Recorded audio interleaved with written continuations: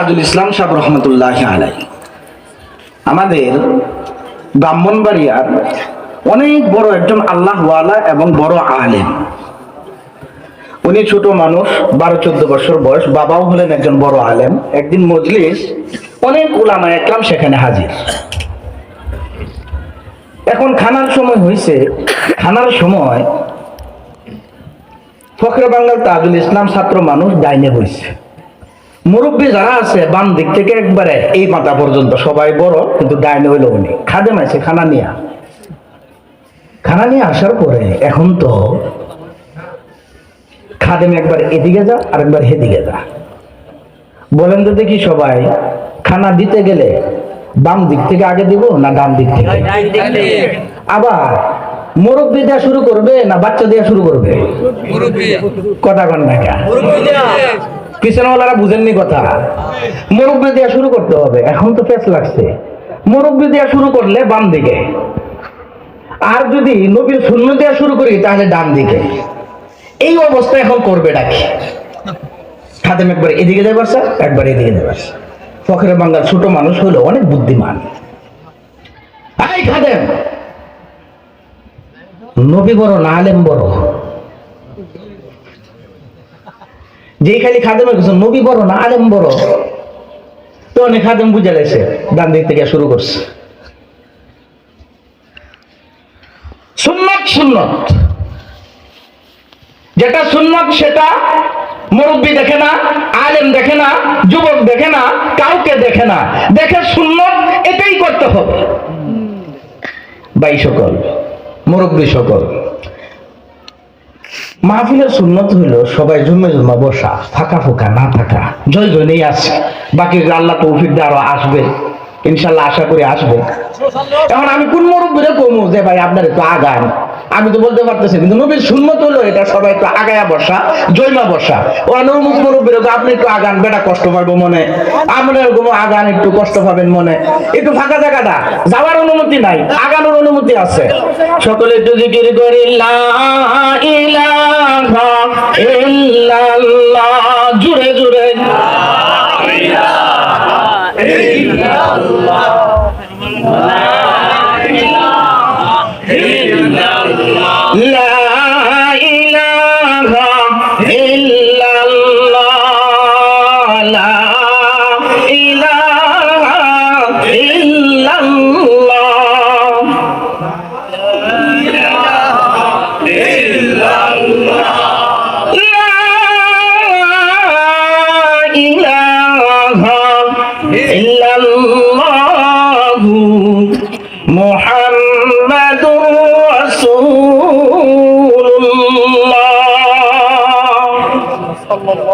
সাল্লাল্লাহু আলাইহি ওয়াসাল্লাম।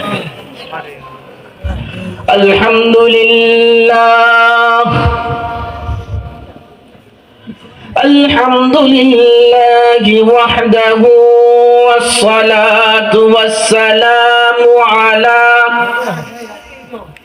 মান লা নাবিয়্যা বা'দাহু। أما بعد فأعوذ بالله من الشيطان الرجيم. بسم الله الرحمن الرحيم.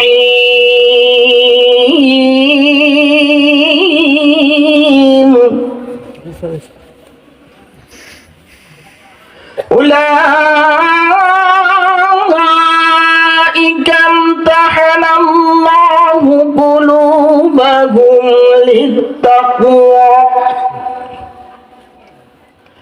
لهم مغفرة وأجر عظيم. صدق الله مولانا العظيم. وقال رسول الله صلى الله عليه وسلم: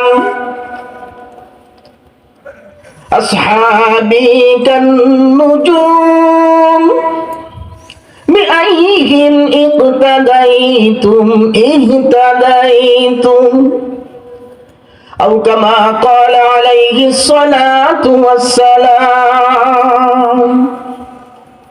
وقال رسول الله صلى الله عليه وسلم: من بنى لله مسجدا بنى الله له بيتا في الجنة. أو كما قال عليه الصلاة والسلام. وصدق رسوله النبي الكريم، ونحن على ذلك لمن الشاهدين والشاكرين،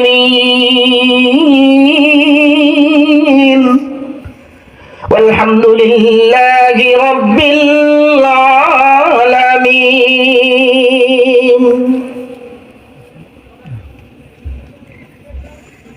লক্ষ্মীপুর পূর্বপাড়া ইমান আলী জামে মসজিদের পক্ষ থেকে ও মাদ্রাসার পক্ষ থেকে আজকের এই মহতি জলসার সম্মানিত সভাপতি,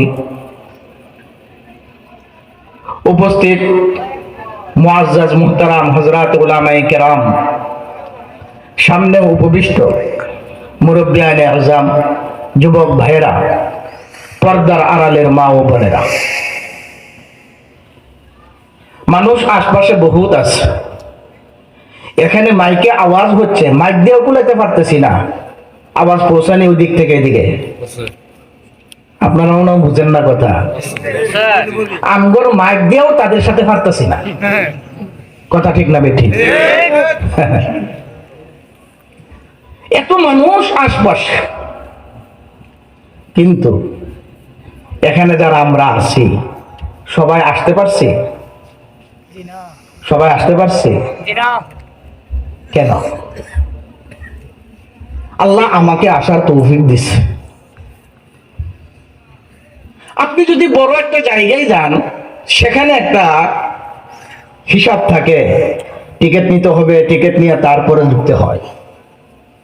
এত দামি জায়গা, মানি জায়গা, কেমন মানি কেমন দামি, রাসূল বলেন সাল্লাল্লাহু আলাইহি ওয়াসাল্লাম, এটা এমন মানি জায়গা, যতক্ষণ পর্যন্ত এখানে মাহফিল চলবে ততক্ষণ পর্যন্ত মনে রাখবা এই জায়গাটা জায়গা না, এই জায়গাটা মসজিদের সামন না, এই জায়গাটা কোনো মাঠ না, বরং এই জায়গাটা আল্লাহর পক্ষ থেকে সরাসরি জান্নাত থেকে জান্নাতের একটা জায়গা, বাগান।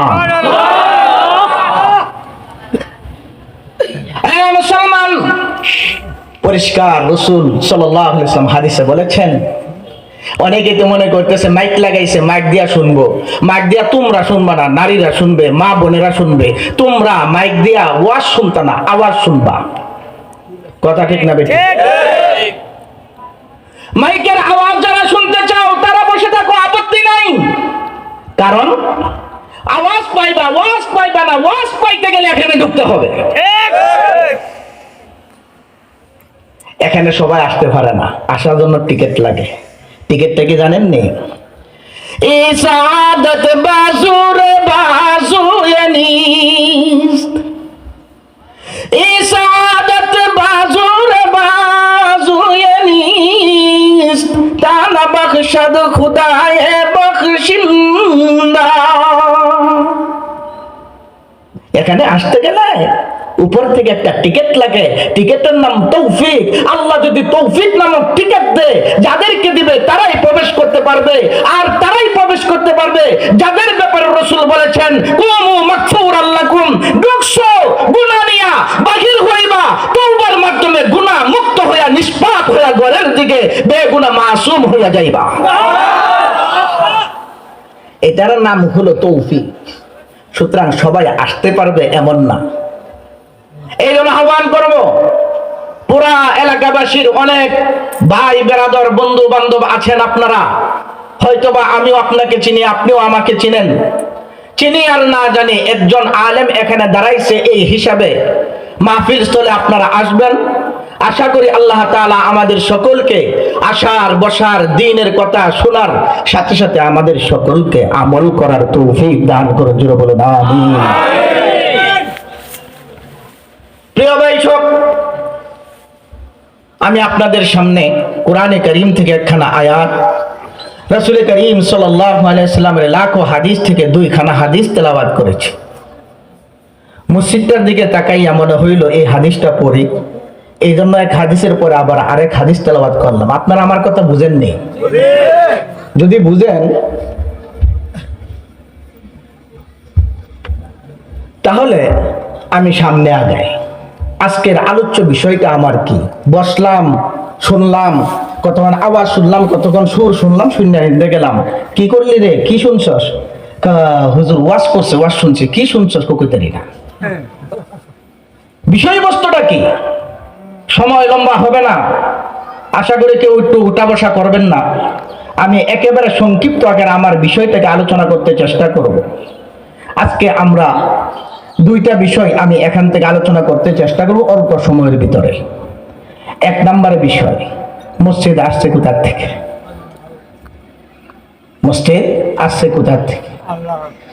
দ্বিতীয় নাম্বার আলোচ্য বিষয়, এই মসজিদের পিছনে আমাদের করণীয় কি? আলোচ্য বিষয়টা বুঝাইতে পারলাম? জি জি জি। কোরআনে কারিমে আল্লাহ পাক রব্বুল আলামিন পরিষ্কার ভাবে মসজিদের কথা বলছেন। আপনারা একটু ধৈর্য সহকারে বসবেন তো ইনশাআল্লাহ, কারণ আমি আমার কথা পর্যন্ত যাইতে তো লাগবে। যাওয়ার পরে আপনাদের খারাপ লাগে দেন, আমার আপত্তি নেই, কিন্তু আমার কথা পর্যন্ত যাইতে দেন। ইন্নামা ইয়ামারু মাসাজিদাল্লাহ,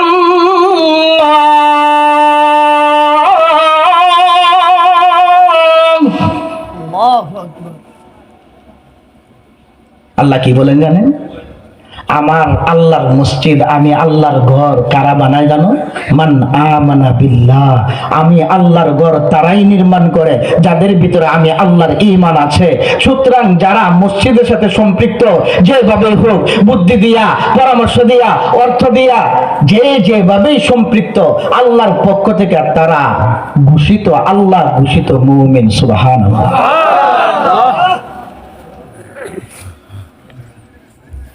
وَإِذْ يَرْفَعُ إِبْرَاهِيمُ الْقَوَاعِدَ مِنَ الْبَيْتِ وَإِسْمَاعِيلُ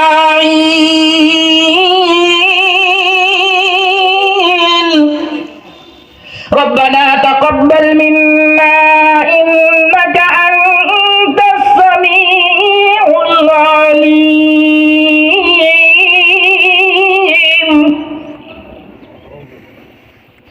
আল্লাহ পাক দেখেন কত সুন্দর করে বলতেছে, বাবা বেটা, বাবার নাম জাতির পিতা হযরত ইব্রাহিম আলাইহিস সালাতু ওয়াস সালাম। কের পিতা? জাতির পিতা। সবাই আসতে কো, কিসের পিতা? জাতির পিতা। নাম ইব্রাহিম আলাইহিস সালাম। আর একটু জোরে বলেন না সবাই। ইব্রাহিম আলাইহিস সালাতু ওয়াস সালাম ধর্মীয় জাতির পিতা হযরত ইব্রাহিম আলাইহিস সালাতু ওয়াস সালাম আল্লাহর ঘর নির্মাণ করবেন। নির্মাণ করবেন কখন?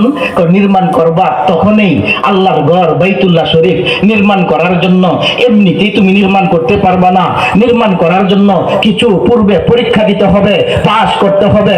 পাস করার পরে আল্লাহ পাক তাকে পরীক্ষার পাশের পরে মসজিদ নির্মাণের দায়িত্ব দিয়েছে। সুতরাং পরীক্ষাটা কি করলেন আর কিভাবে মসজিদ নির্মাণের দায়িত্ব দিয়েছেন, আর মসজিদ নির্মাণ করার পরে হযরত ইব্রাহিম আলাইহিস সালাতু ওয়াস সালাম কি করলেন, আজকের আলোচ্য বিষয় মসজিদকে নিয়ে আই। অসুবিধা হবে? মসজিদকে নিয়ে আই। وَإِذْ يَرْفَعُ إِبْرَاهِيمُ الْقَوَاعِدَ مِنَ الْبَيْتِ وَإِسْمَاعِيلُ।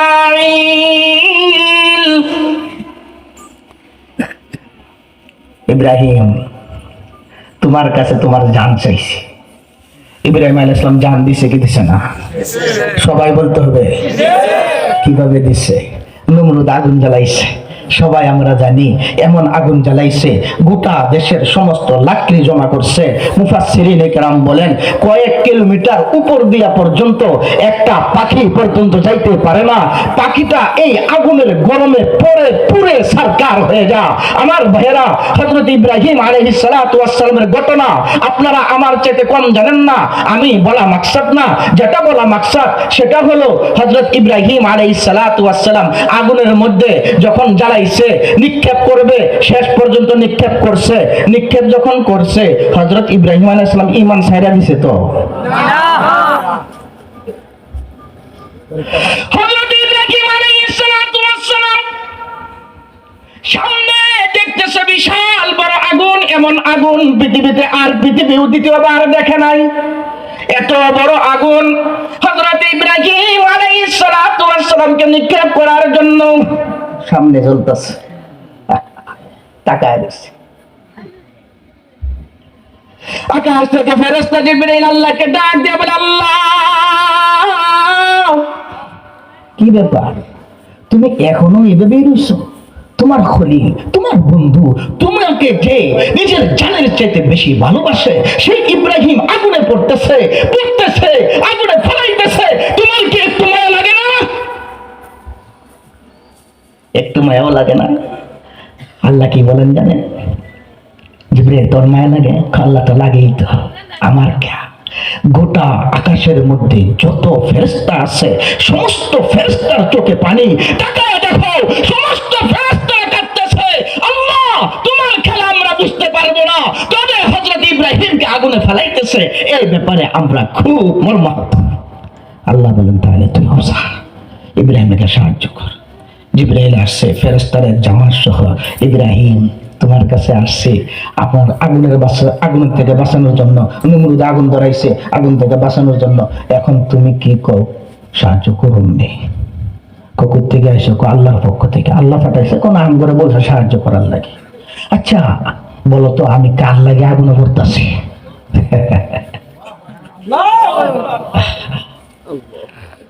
তুমি যখন তোমার সন্তানকে সামনে নিয়ে দাঁড়াও, সন্তানকে মনের মধ্যে ধাক্কা দিয়ে বলো, সকাল থেকে সন্ধ্যা পর্যন্ত মাথার ঘাম পায়ে ফেলে আমি কাজ করি, সকাল নাই বিকাল নাই, ঠান্ডা নাই গরম নাই, বৃষ্টি নাই রৌদ্র নাই, সব সময় আমি তোমার জন্যই তো করি, আমার পেট চালানোর জন্য করি না, তোমার জন্যই তো করি।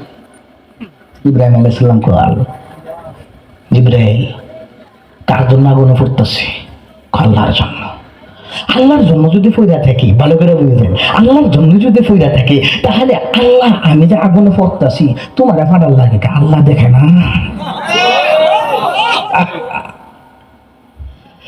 হযরত ইব্রাহিম আলাইহিস সালাতু ওয়াস সালাম ডাক দিয়ে বলে, জিবরাইল না তোমার সাহায্যের দরকার নাই, তাকে দেখো আমার আল্লাহর জন্য আমি আগুনে পড়তেছি, আমার আল্লাহর জন্যই যদি আগুনে পড়ি তাহলে আমার আল্লাহ আমাকে সাহায্য করবে,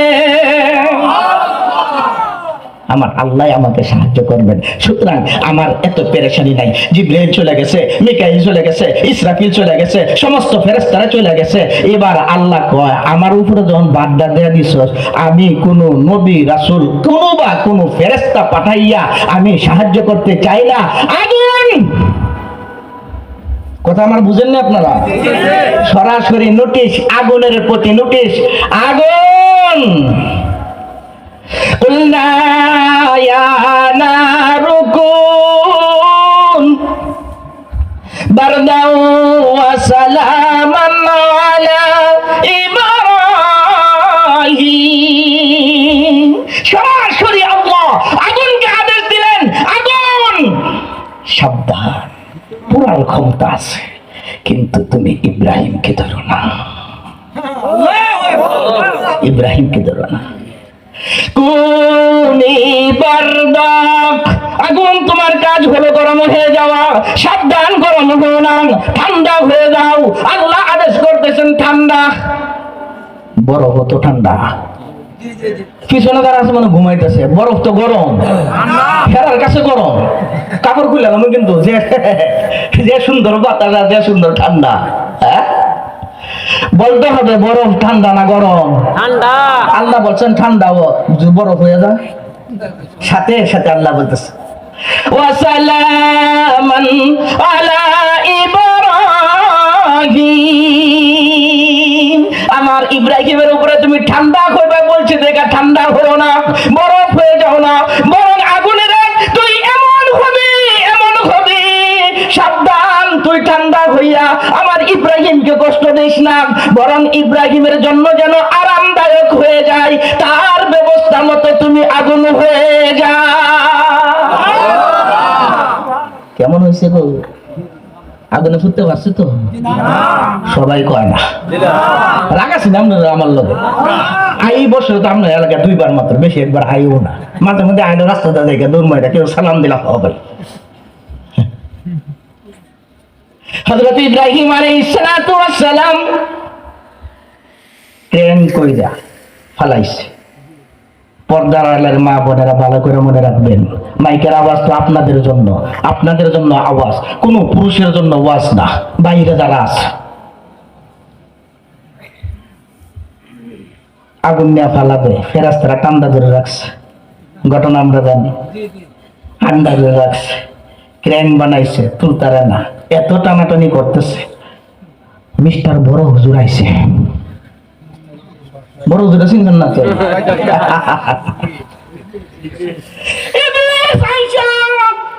নমরুদকে ডাক দিয়া বলে, ক্রেন যদি আরো 10টাও লাগাও কোনো কাম হবে না, যতই টানাটানি করো কোনো কাম হবে না, গোটা দেশের সমস্ত মানুষগুলো যদি নিয়ে আসো কোনো কাজ হবে না।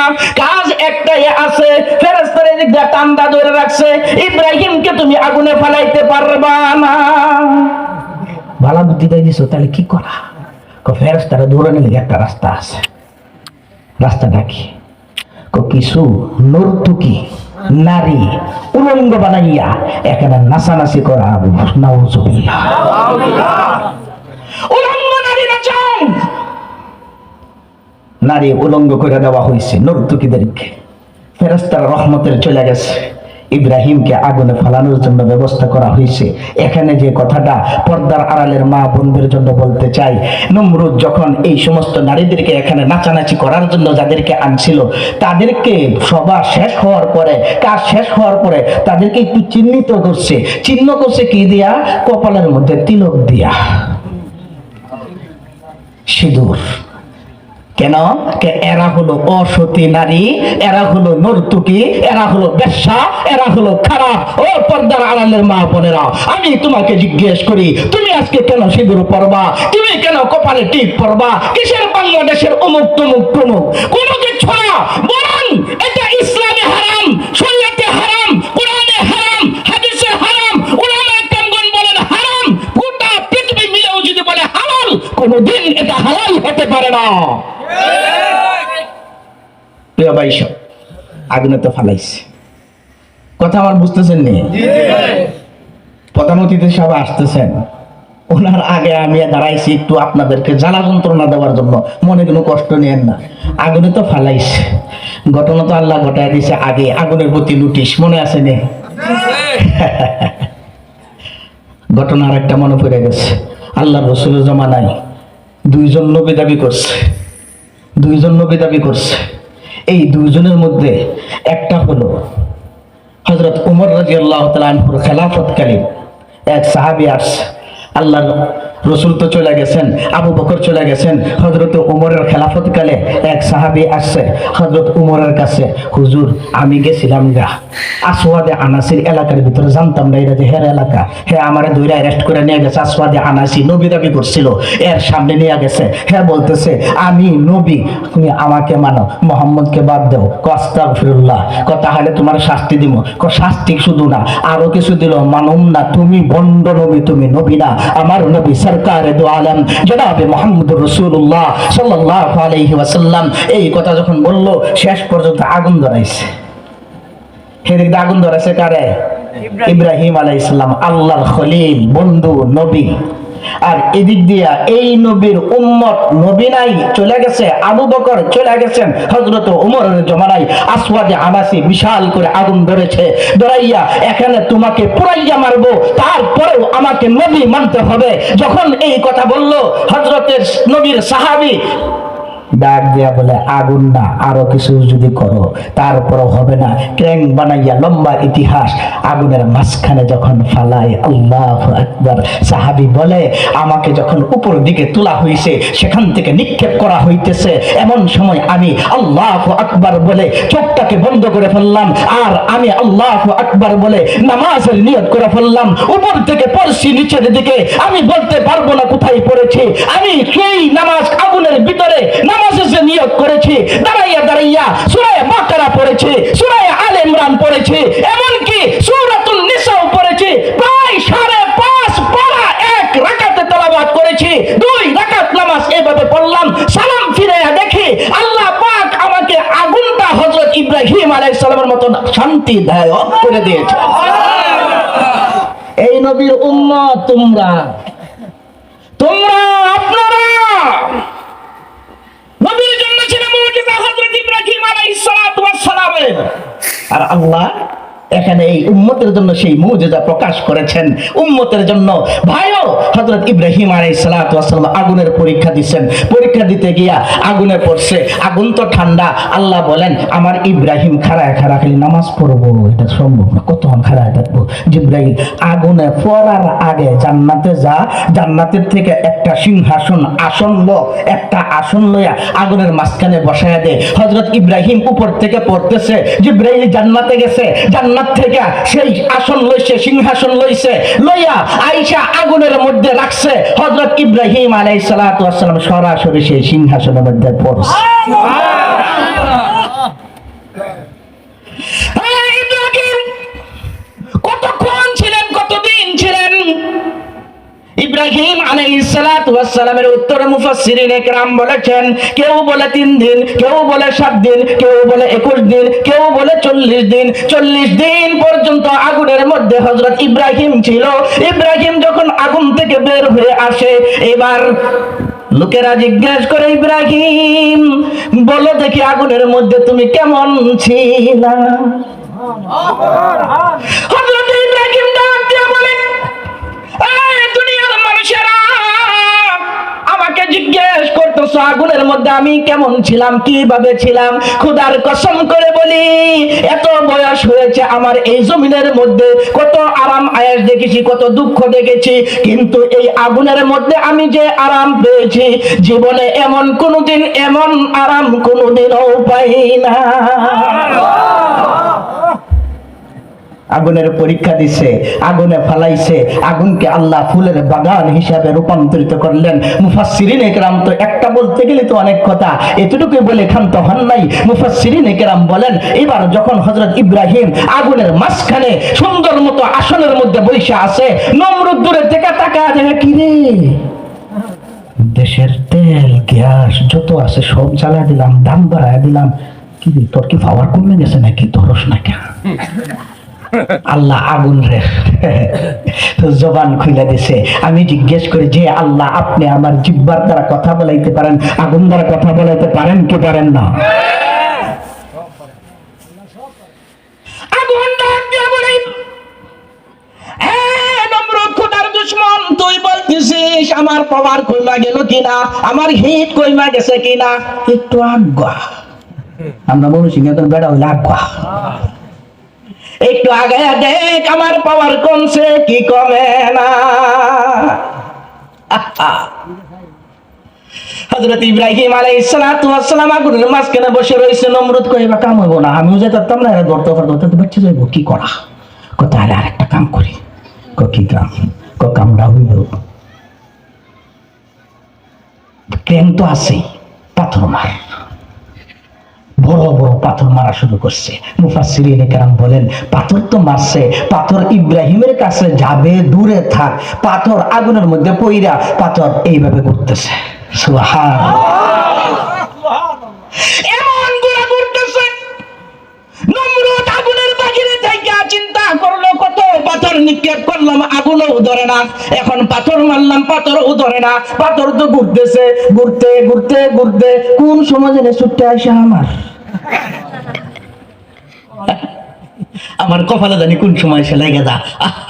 নমরুদ দেশে বাগা, সব পালাইছে। হযরত ইব্রাহিম 40 দিন পরে আগুন থেকে বাহির হইলেন, আগুন তাকে পুরাইতে পারে নাই। আমিও পরিষ্কার ভাবে বলি, ইসলাম মানে, আল্লাহ মানে, কুরআন মানে, হাদিস মানে, নবী মানে। সুতরাং আমার মানামানির বিরুদ্ধে কেউ যদি আমার নবীর বিরুদ্ধে কটূক্তি করতে চায়, কেউ যদি আমার নবীর ইজ্জতকে নিয়ে ছিনিমিনি খেলতে চায়, কেউ যখন আমার কোরআনকে নিয়ে কথা বলতে চায়, কেউ যখন শরীয়তকে নিয়ে কোনো কটূক্তি করতে চায়, খোদার কসম করে বলি সব দিব, ইসলাম দিতে পারবো না।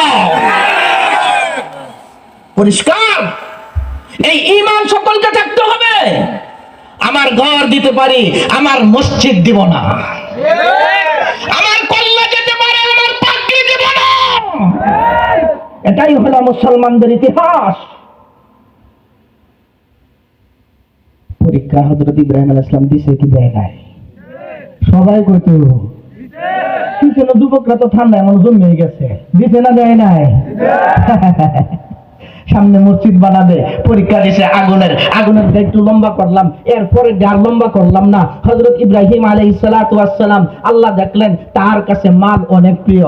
আল্লাহ কয় কি রে, তোর এই জায়গার মধ্যে না আমার প্রিয় থাকবে, তুই মাল প্রিয় করস, মাল সদকা করে দাও।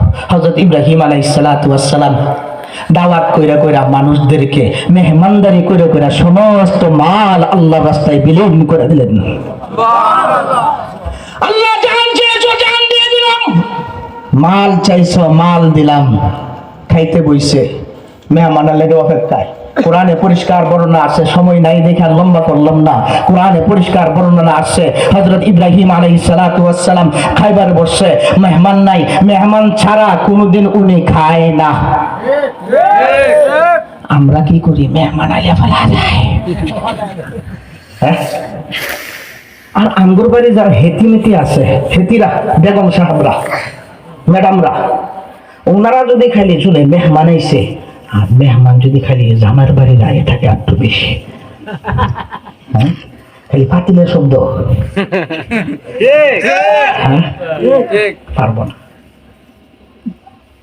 আমার ভাইয়েরা, আমি যে কথাটা আপনাদেরকে বুঝাইতে চাই, হযরত ইব্রাহিম আলাইহিস সালাতু ওয়াস সালাম মেহমানের জন্য অপেক্ষা করতেছে, মেহমান আসে না। একদিন গেল, মেহমান আসে নাই। 2 দিন গেল, মেহমান আসে নাই। ইব্রাহিমও খানা খায় নাই। 3য় দিন মেহমান আসে নাই। আল্লাহর আরশে আজিমের মধ্যে কম্পন শুরু হয়ে গেছে। আল্লাহ ডাক দিয়া বলে, জিবরাইল যাও, ফেরেশতাদের জামাত নিয়া, তাফসীরের মধ্যে আসছে 7 জন 9 জন এতদূর ফেরেশতা নিয়া হযরত জিবরাইল হাজির, আমার ইব্রাহিমকে খানা খাওয়াও। কি জানি ফেসে লাগতেছে, আরেকদিন পরে এটি জমা থাক ক্যাশের মধ্যে। হযরত ইব্রাহিম আলাইহিস সালাতু ওয়াস সালাম আসলেন এক জামাত সাহাবীদেরকে নিয়ে, ফেরেশতাদেরকে নিয়ে আয়েশা। হযরত ইব্রাহিম আলাইহিস সালাতু ওয়াস সালাম যখন দেখলো মেহমান, সাথে সাথে আনন্দে উদ্বেলিত হইয়া গেল। ঘরের মধ্যে উত্তম খাবার যেটা আছে নিয়ে আসো, সব কিছু ইন্তজাম করলো। মেহমান বসলো, তিনিও বসলেন, সবার সামনে প্লেট দেওয়া হলো, খাবার দেওয়া হলো। হযরত ইব্রাহিম 3 দিনের আখাউরা। সুবহানাল্লাহ। কয় দিনের? 3 দিনের। একদিন না খাইলে সন্ধ্যার সময় রোজা। হ্যাঁ, মনে কর পানিটা কি জগটা খামো, জগ ডাইলা খামো না, জগটা পুরা ঢোকা দিব। কথা ঠিক না বেঠি? হযরত ইব্রাহিম আলাইহিস সালাতু ওয়াস সালাম যখন খাবার সামনে দেখলো, মেহমান দেখলেন, এই অবস্থার ভিতরে কোন সময় খাবার খাবেন, এই জন্য তিনার মনের মধ্যে বারবার তারা, কিন্তু আগে মেহমানদেরকে না দিয়া তিনি কিভাবে খানা খান। হযরত ইব্রাহিম খানা সামনে, ও মিয়ার আলম, হুজুর আপনি লন। ইব্রাহিম আলাইহিস সালাম লওয়া শুরু করলেন। হঠাৎ করে তাকায় দেখে মেহমান বলতো, কথা বুঝেন না,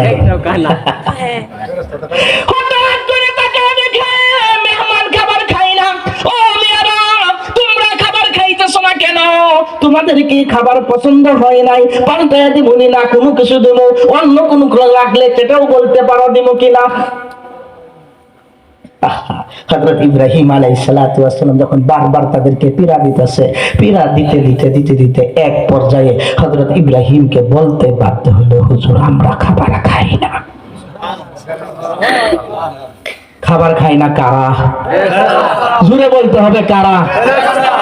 আমরা তো ফেরেশতা, সুতরাং আমরা খাবার খাইতে হয় কি হয় না? আল্লাহ আমগরে 2টা জিনিস দিয়েছে, একটা হলো পেটটা, আর এটার ওজনে যেটা আছে সেইটা। কইলাম না আর কিছু? হ্যাঁ, ফেরেশতা আল্লাহকে ডাক দিয়ে বলে, আল্লাহ, যে মানুষ তুমি এত মেহনত কইরা, এত মায়া করে, এত আদর আপ্যায়ন কইরা বানাই বানাইলা, এই মানুষগুলোকে তুমি কিভাবে আবার তোমার সাথে নাফরমানি করে? আল্লাহ ডাক দেয়া বলে, মানুষ ফেরেশতারে তোরা জানোস না এই মানুষগুলোকে যে গুণে গুণান্বিত করেছি, এই গুণ যদি তোদের মধ্যে আসতো তোরা উল্টা পাল্টা করতি।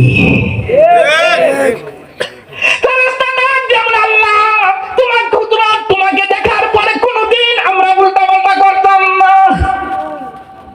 আল্লাহ ডাক দেয়া কত বেডা করতে না দিছে দুইটা, একটা আর হেডা দেয়া দুনিয়ার মধ্যে ফাটাইছে। শেষ পর্যন্ত আপনারা অনেক ঘটনা জানেন। এই ভাই রাগ করছেন না, উঠতে করতেছে কে? আবার অনুমতি আছে, যাওয়ার অনুমতি না, ডাকা ডাকির অনুমতি নাই। এখন বসতে হবে সবাই, কমিটি যারা আছেন বিশেষ করে তারাও আসতে হবে। আপনারা মাহফিল জমাইছেন, মানুষের হুনানার লাগে নিজেরা শুনবেন না, কেটা কইছে? হ্যাঁ শুনবেন না ইনশাআল্লাহ? যে কথাটা বলতে চাইলাম, ফেরেশতা যেটা দিছে শেষ পর্যন্ত মানুষের যে গুণাবলী পায়া তারাও পরাজিত হইছে। আল্লাহ ডাক দিয়া কয়, মানুষকে আমি মহব্বত করে বানাইছি, এমন মহব্বত করে বানাইছি মনে করবা যে আমি মানুষ বানাইছি। হা হা হা, আমি আল্লাহর ঘর বানাইছি, বাইতুল্লাহ আমি নিজের হাত লাগাই নাই। ফেরেশতাকে বলছে, ফেরেশতা বানা, আমি আল্লাহর ঘর বানা, আমি আল্লাহর ঘর বানাইছে। ফেরেশতা ডাক দিয়ে বলে, আল্লাহ তুমি আদেশ করছো তোমার ঘর বানানোর জন্য, বানাইলাম, এবার কেমন হয়েছে? আল্লাহ কো সুন্দর হয়েছে। আল্লাহ বলেন, আকাশে একটা ঘর বানা, বাইতুল মামুর আকাশের মধ্যে ঘর, জমিনের মধ্যে প্রথম ঘর বাইতুল্লাহ কাবা শরীফ, আকাশের মধ্যে আল্লাহ একটা ঘর রেখেছেন, সেই ঘরের নাম বাইতুল মামুর। এই বাইতুল মামুর সাত আসমানের উপরে যেখানে তার ছায়া যেখানে পড়ে সেখানে বাইতুল্লাহ কাবা শরীফ। আল্লাহ কেমন হয়েছে? খুব সুন্দর হয়েছে। আল্লাহ ডাক দিয়া বলে, ফেরেশতা ঘর বানাইছো, বানাইছো আমি খুশি। এবার আল্লাহ বললেন, মানুষ বানাও। কতটুকু হবে? হাদিসের মধ্যে আছে, ওয়াতাবলুহু সিত্তুনা জিরাত। আল্লাহ মানুষ বানাইতে বলছো, মানুষ কতটুকু লম্বা হবে? 60 গজ। কয় গজ? আপনি আমার আব্বা জান কয় গজ লম্বা? আব্বার নাম না ডাকি? আরে কথা কোন, আপনি বাবার আব্বা, আমার আব্বা নাম কি? 60 গজ লম্বা, এতটুক জোড়া, এতটুক লম্বা, সব অবয়ব দিছে, ফেরেশতারা বানাইছে। আল্লাহ কেমন হয়েছে? আল্লাহ এবার ডাক দেয়া কয়, আমার মন মতো হয় নাই। আল্লাহ নিজের কুদরতি হাতটাকে বাইর করে দিছে, বাইর করে দিয়া, ও বান্দা তুমি একটু লক্ষ্য করো, ঘর বানাইছে আল্লাহর হাত লাগাই নাই, জমিন বানাইছে আল্লাহর হাত লাগাই নাই, আকাশ বানাইছে আল্লাহর কুদরতি হাত লাগাই নাই, ফেরেশতাদেরকে বলছে বানাইছে, বানানো শেষ। কেমন হয়েছে? চলে। আল্লাহ মানুষ বানাইছে, কেমন হয়েছে? আল্লাহ ডাক দিয়ে কয়, আমার মন মতো হয় নাই। আল্লাহ পাক কুদরতি দুইটা হাতকে বাহির করে দিয়া আপনি আমার চেহারাটা, প্রত্যেকটা মানুষের চেহারাটা আল্লাহ নিজের কুদরতি হাতে দইলা দইলা মহব্বত কইরা বানাইছে, খুব মহব্বত করে বানাইছে। তুমি কোথায় যাও? কোথায় যাও তুমি আল্লাহকে রাখিয়া?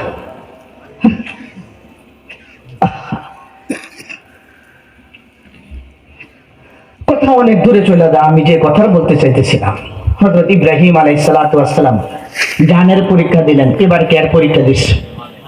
জোরে বলেন, আরো জোরে। মালের পরীক্ষা দিচ্ছেন, জানের পরীক্ষা দিচ্ছে, মালের পরীক্ষা দিচ্ছে, জানও পাস, মালেও পাস। আমাদেরকে যদি জিজ্ঞাসা করা হয়, তুমি কোনটা দেয়া পাস?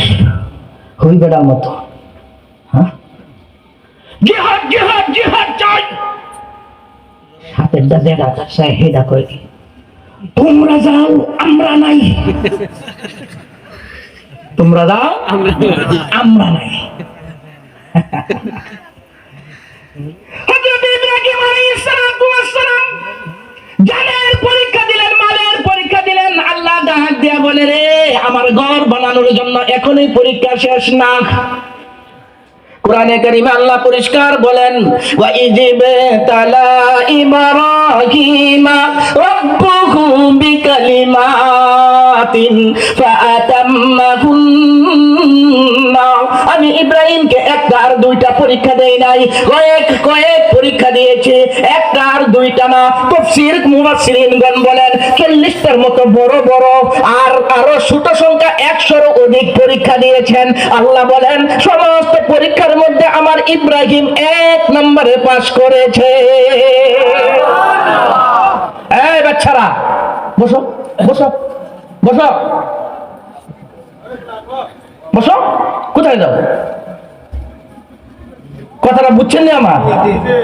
আমি সংক্ষেপ করে ফেলাম। জানের পরীক্ষা গেল, মালের পরীক্ষা গেল, এবার আল্লাহ ডাক দেয়া কয় আর একটা পরীক্ষা দেন লাগবো। কইলাম এবার পরীক্ষা দেওয়ার পালা। তৃতীয় নাম্বার পরীক্ষা, তোমার কাছে তোমার স্ত্রী অনেক ভালোবাসা দেখা যা আছে, স্ত্রীরা বনবাস দেয়া দাও। আপনারা জানেন কুরবানির সময় আপনাদেরকে বলা হয় বিবি হাজেরাকে আল্লাহ যখন ইব্রাহিমকে আদেশ দিলেন, ওই কোথায় বাগদাদ, কোথায় মিশর আর কোথায় ফিলিস্তিন, সেই ফিলিস্তিন থেকে রওনা হইয়া আল্লাহর ঘর বাইতুল্লাহ শরীফ এখানে আইনা রেখে গেছে। সাথে সাথে স্ত্রী শুধু না, তোমার কলিজার টুকরা সন্তান ইসমাইল, বয়স ইব্রাহিম আলাইহিস সালামের 120 বছর। 120 বছর বয়সে একটা সন্তান পাইছে। এই সন্তানটাকে রেখে আসছে। সন্তানের পরীক্ষা, স্ত্রীর পরীক্ষা। হযরত ইব্রাহিম আলাইহিস সালাম পাস করছে না ফেল করছে? আরো জোরে বলতে হবে, পাস করছে না ফেল করছে? আপনি বলেন না কেন, পাস করছে না ফেল করছে? পাস করছে। এবার আল্লাহ কয় স্ত্রীর পরীক্ষা দিছো পাস, মানের পরীক্ষা দিছো পাস, জানের পরীক্ষা দিছো পাস, এবার সন্তানের পরীক্ষাটা দাও। সন্তানের পরীক্ষাটা কি? 9 থেকে 10 বছর বয়স, 8 থেকে 10-12 বছর বয়স, কিশোর বয়স। বাপে যখন আসে বাপের সাথে চলে, পিছনে হাত ধরে, আবার লুঙ্গি ধরে, আবার জামা ধরে, এরকম ভাবে বাবার সাথে চলে, ফুট ফরমাশও করতে পারে। এত মহব্বতের ইব্রাহিম, এত মহব্বতের সন্তান ইসমাইল, এই ইসমাইল যখন ফুট ফরমাশ করতে পারে এমন বয়সের সময় আল্লাহ কয় কি রে, আমার মনটা দেখা যায় বাদ দিয়া, আমার মনের ভিতরে আমার কথা বাদ দিয়া সন্তানটা নিয়ে খুব খেলা। আমরা জানি হযরত ইব্রাহিম আলাইহিস সালাতু ওয়াস সালাম ডাক দিয়া বলেন ইন্নী আরা ফিল মানামি আন্নী আযবাহুক।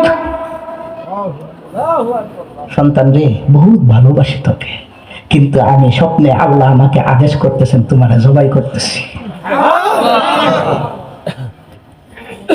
তুমি তোমার সন্তানের দিকে তাকাও, তুমি তোমার প্রিয়তমের দিকে তাকাও। কুরবানি করতে তোমার কতটুকু কষ্ট লাগবে। কোনদিন তোমার সন্তানের গলায় ছোড়া দরবা পরের কথা, তোমার সন্তানকে একটা থাপ্পড় দেওয়ার পরে, শাসন করার পরে নিজেই বসে বসে কাঁদো।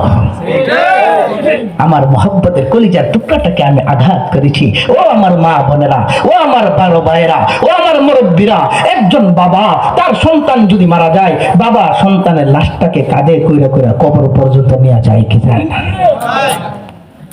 কিন্তু তার কোনোদিন মা লাশ কাঁধে করে নেওয়া যায়? অনুমতি আছে? কেন কেন কেন? একজন বাবা যখন, আমি আল্লাহ বাবার মনটা অনেক মহব্বত দিয়া বানাইছি, ভালোবাসা দিয়া বানাইছি। কথা তো ঠিক, ভালোবাসা আছে, সন্তানের প্রতি মহব্বত আছে, সব ঠিক আছে, কিন্তু একটা জিনিস আছে, সেটাও আমি দিছি।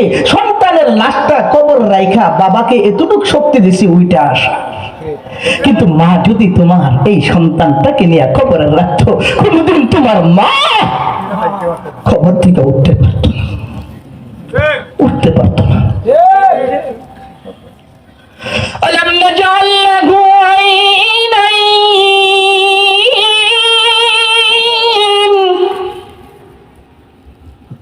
ولسانا وشفتين। বান্দা, তোমার একটা মা দিছি, একটা বাবা দিছি, এত মহব্বতের জিনিস দিছি, সাথে সাথে আমি তোমাকে উপকার করি নাই? আলাম নাজআল লাহু আইনাইন, আমি কি তোমাকে দুইটা চক্ষু দিই নাই? দিছি কি দিছি না? সবারই মনে দেয় নাই। আমার কথাগুলো একটু লক্ষ্য করে শুনবেন, আমি কি তোমাকে দুইটা চক্ষু দেই নাই? আল্লাহ যদি দিয়া থাকে, আল্লাহ বলেন এই দুইটা চক্ষু, সারা দুনিয়ার চক্ষুর কোম্পানির মধ্যে যাও, চক্ষু পাবা না। সারা দুনিয়ার সবকিছু আবিষ্কার করতে পারে, কিন্তু কোন বিজ্ঞান আর দর্শন, কোন জাগতিক শক্তি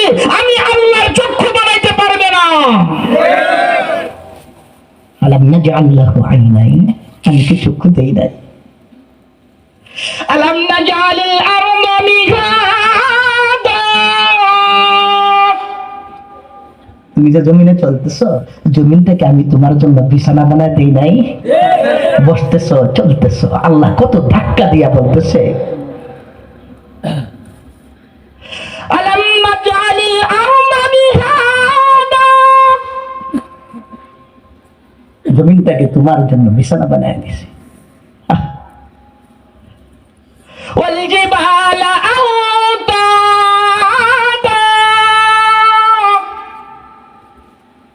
পাহাড়টাকে প্যারাক বানায় দিছি, রাখছো লড়াচড়া করে, প্যারাক মেরা দিছো, লড়ে না। ঠিক। ওয়া খালাকনাকুম আজওয়াজা, আমি তোমাদেরকে জোড়া জোড়া বানাইছি। বেটা বেটি ছাড়া চলে না, বেটি বেটা ছাড়া চলে না, কথা ঠিক না? আল্লাহর কুদরত দেখেন না একটু তাকাইয়া? আল্লাহ আমাদেরকে ধাক্কা দিয়া বলতেছে আমিও তোমাকে মনের ভিতরে ঢুকতে পারবো না, আমার ভাষা নাই, আমার এলেম নাই, আমার বলার দক্ষতা নাই, তবে আমি তোমার মনের ভিতরে একটা ধাক্কা দেওয়ার জন্য বলতেছি। আল্লাহ ডাক দিয়া বলতেছে তোমাকে আমি চক্ষু দিয়েছি, তোমাকে আমি ঠোঁট দিয়েছি, তোমাকে আমি জবান দিয়েছি, তোমাকে আমি তুমি বানাইছি, তোমার তুমি থাকার জন্য আকাশ বানাইলাম, জমিন বানাইলাম, পাহাড় বানাইলাম, সাগর বানাইলাম, সূর্য বানাইলাম, চন্দ্র বানাইলাম, সব বানাইলাম, সবই তোমার জন্য আর তুমি আমার জন্য, তুমি আমার জন্য। আর এদিকে আগাইলাম না, হযরত ইব্রাহিম আলাইহিস সালাতু ওয়াস সালাম পরীক্ষা দিলেন জানের, সবাই বলতে হবে পাস না ফেল, মালের, স্ত্রীর, সন্তান জবাই করে দিছে। আল্লাহ বলেন জবাই তো তোমার কাজ করা হলো, স্বপ্নে দেখছো জবাই করতাছি, আল্লাহকে বলতে পারতেন ইব্রাহিম তোমার সন্তানকে জবাই করো, স্বপ্নে দেখার লাগে কি? উলামা ইকরামগণ বলেন স্বপ্নে দেখাইছি এই জন্য বলি নাই, বললে তো জবাই করতে হইতো, আর স্বপ্নে দেখাইছি জবাই করতাছি, করতাছি পর্যন্ত তোমার কাজ, না হওয়াটা আমি আল্লাহর কাজ, না হওয়াটা আমি আল্লাহর কাজ। ও আমার ভাইরা, আমি কিভাবে তোমাকে বুঝাবো? সব পরীক্ষায় পাশ করলো, এবার আল্লাহ ডাক দিয়া কয়, এখানে আর লম্বা করলাম না, কথা এতক্ষণ বুঝছেন তো আমরা? এবার আল্লাহ ডাক দিয়া বলেন وَإِذْ يَرْفَعُ إِبْرَاهِيمُ الْقَوَاعِدَ مِنَ الْبَيْتِ وَإِسْمَاعِيلُ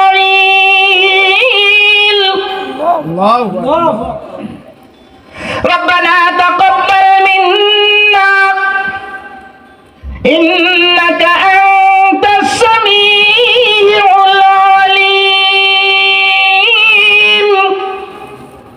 আমার আল্লাহ ইব্রাহিমকে ডাক দিয়া বলে জান চাইলাম জান দিলাম, মাল চাইলাম মাল দিলাম, স্ত্রী চাইলাম স্ত্রী দিলা, সন্তান চাইলাম সন্তান দিলা, এবার সবচাইতে দামি জিনিসটা তোমার কাছে চাবো।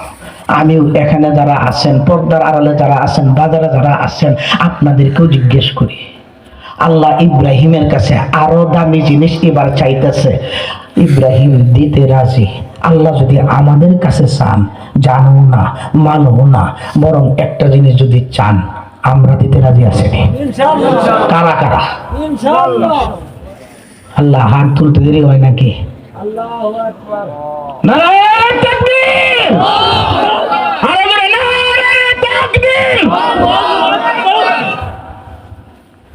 রাজি আছি তো? এবার সামনে আগে ইব্রাহিম কিভাবে দিচ্ছে সবচেয়ে দামি জিনিস। وَإِذْ يَرْفَعُ إِبْرَاهِيمُ الْقَوَاعِدَ مِنَ الْبَيْتِ وَإِسْمَاعِيلُ, হযরত ইব্রাহিম আলাইহিস সালাতু ওয়াস সালামকে আল্লাহ ডাক দেয়, কই ইব্রাহিম রে, সব করছস, এখন আমার ঘর বাইতুল্লাহটা বানাবা, আমার ঘর বাইতুল্লাহ মসজিদটা বানা। মসজিদ বানাইছে ইব্রাহিম, ডাক দেখো আল্লাহ মসজিদ বানাবো, কেউ তো নাই না, তোর কাম বানানে। আল্লাহ আরেকটা অসুবিধা, কি অসুবিধা? পাথর আনুন করতে গিয়া কিভাবে আনুন, জোগাড়ও নাই, মানুষও নাই, আমি আর বাচ্চা একটা ইসমাইল, এই দুজনে কি, আমি হলাম বুড়া, এদের বাচ্চা, দুজনে মিল্লা কিভাবে আমরা আল্লাহর ঘরটা তোমার ঘরটা বানাবো? আল্লাহ কয় চিন্তা করিস না, পাহাড়ে যা। সুবহানাল্লাহ। হযরত ইব্রাহিম আলাইহিস সালাতু ওয়াস সালাম মক্কার আশপাশে পাহাড়ের মধ্যে গেল, গিয়া বলল, পাহাড় রে, এই পাথর, পাহাড়ের পাথর, তোমার দ্বারা আমি আল্লাহর ঘর নির্মাণ করতে চাই, চলো দেখি, আমার সাথে চলো, আল্লাহর ঘর নির্মাণ করব।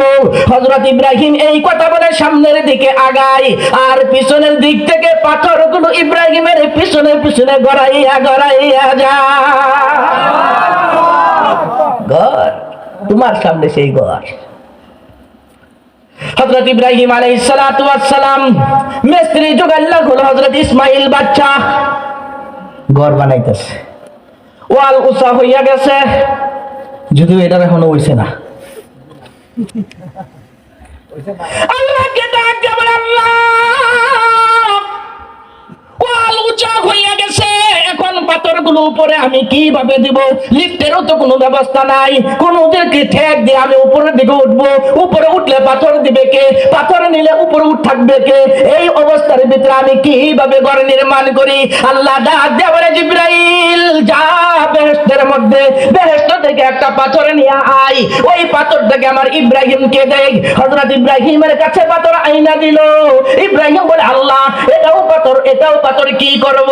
আল্লাহ ডাক দিয়া বলে, লিফট করতে গেলে কারেন্ট লাগে, বিদ্যুৎ লাগে, তুমি এই পাথরের মধ্যে দাঁড়াও, কোনো কিছু লাগবে না, বলতেও হবে না, মনে মনে ভাববা, আর পাথরেই তোমাকে পাথর সহ উপরে তুলে ফেলবে। হযরত ইব্রাহিম আলাইহিস সালাতু ওয়াস সালাম কুদরতিভাবে আল্লাহর ঘর নির্মাণ করলেন। ঘর নির্মাণ করার পরে আল্লাহ ডাক দিয়ে বলে, ইব্রাহিম, আমি তোর কাছে তোর মাল চেয়েছিলাম, তোর কাছে আমি তোর জান চেয়েছিলাম, তোর কাছে আমি তোর স্ত্রী চেয়েছিলাম, তোর কাছে আমি তোর সন্তান চেয়েছিলাম, সব দিলি, আমার ঘর নির্মাণ করলি, আমি এত খুশি হয়েছি, এত খুশি হয়েছি, এখন তোমাকে আমি কিছু পুরস্কার দিতে চাই। পুরস্কার দিব কেডা? ফুলা, নাতি, বাইগনা পরীক্ষায় পাস করছে, মামা পরীক্ষার মধ্যে A+, মামা খুশি হইয়া কয়, যা মামা রে, বাগনা রে, তুই তো পাস করছস, এখন তুই আমার কাছে যেটা চাবি, খুশি হয়ে আমি তোরে সেইটা দিব। ঠিক না বে? ঠিক, এটা দিব।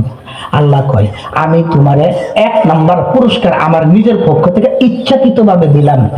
কি? ইন্নী জাইলুকা লিন্নাসি ইমামা। কিয়ামত পর্যন্ত আলেওয়ালা সমস্ত মানুষের জন্য প্রথম পুরস্কার, ইব্রাহিম তোমাকে ইমাম এবং নেতা বানাইয়া দিলাম। এবার আল্লাহ এরকম অনেকগুলা পুরস্কার দেওয়ার পরে আল্লাহ কয়, ইব্রাহিম, তখন তো আমি দিলাম, এবার তুই ইচ্ছা মতো যেটা চাইবে সেটা দিব। আরো জোরে সুবহানাল্লাহ।